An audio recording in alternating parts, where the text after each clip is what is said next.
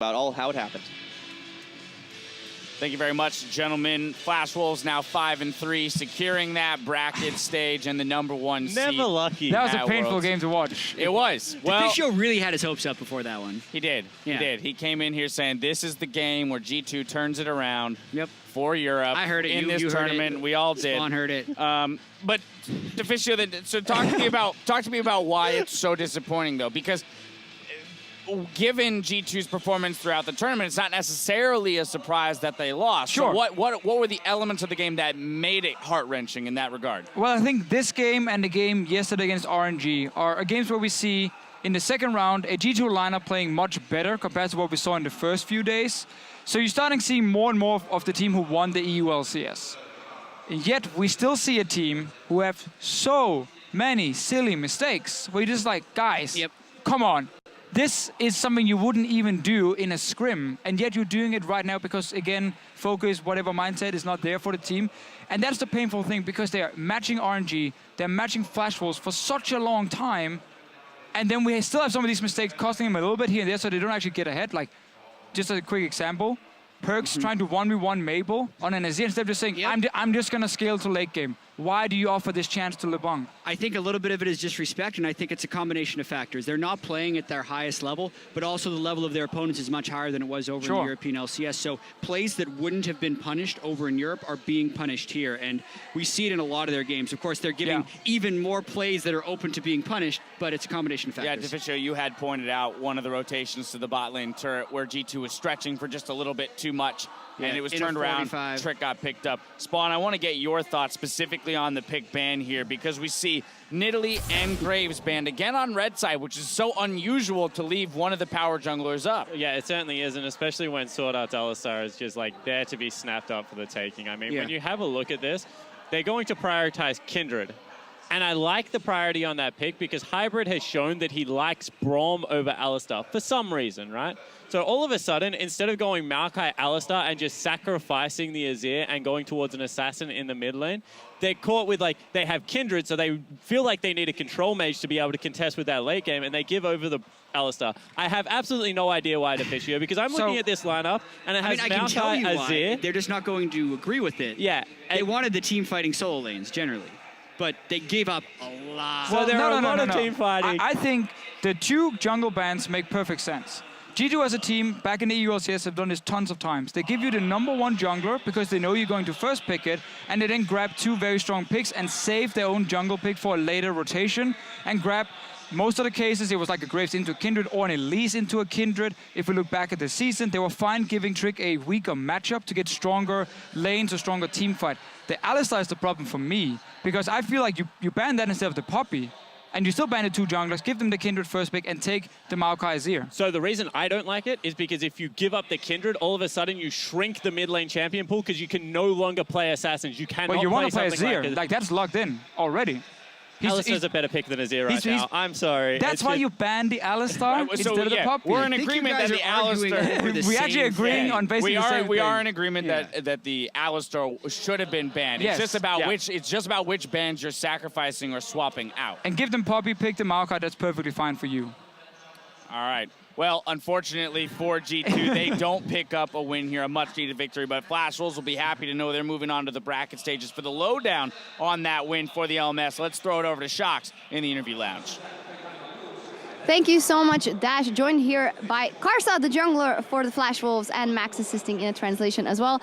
First up, congratulations are in order. The Flash Wolves have now secured that top 4 spot, so the spot in the next round, and also a first seed for the LMS. So first up, congratulations, and what does it mean for you guys as a team and for the LMS to have that first seed at Worlds?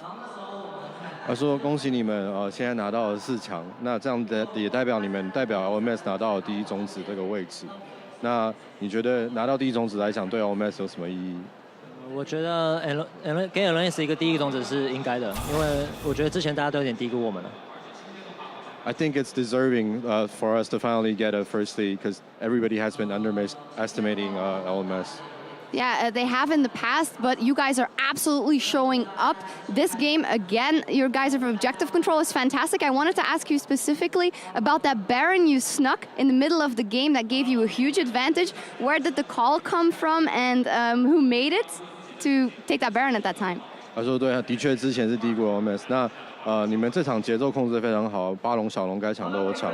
那尤其是比赛中期那次的巴龙扣打得非常就是侵略性，然后对比赛来讲是关键。那时候扣的是谁负责这个扣呢？还是谁决定要去打巴龙这个事情？因为我们 jungle 选的是镜爪，所以我们特别想要拿大龙跟小龙。然后那只大龙扣是因为里面刚好有一只眼睛突然消失，然后那时候他们是没有办法一时反应过来的，所以我们就当下扣了一个大龙的扣。Because I pick Kindred as jungle, so we want to get all the objectives, like getting all the Barons and Dragons. And we noticed that Ward just disappeared in the Baron pit, and we figured that was the perfect timing for us to call Baron, and we did that. In general, your guys' calls in the game seem to be absolutely on point. And Karsa, you have been around the world stage even for so long, but it seems to me that you and the team are taking a step to another level. How much do you feel the improvement also by playing here at MSI and playing all the international competition? 他说你们扣得非常好。那你已经国际比赛经验已经那么久了，然后你跟 Maple 中原联动打得那么好。然后感觉是你们已经带领队伍又提高一个境界。那你觉得你们现在可以在这个比赛打出什么样的成绩？我觉得我跟 Maple 中野联动现在应该是排第2，第1名应该是 RNG 的小虎跟麻辣香锅。然后我希望我们可以在决赛再跟 RNG 打一场。I think we are only second because RNG jungle and mid is doing very very well too.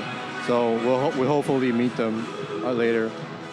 We will see what happens. Getting quite loud in here, but congratulations, Karsa, the Flash Wolves, another victory here at MSI 2016. But don't go anywhere, because coming up next is that rematch of CLG versus RNG of that nail biter back on day 1. There's the CLG heading to the stage, so don't go anywhere. MSI 2016 will be right back.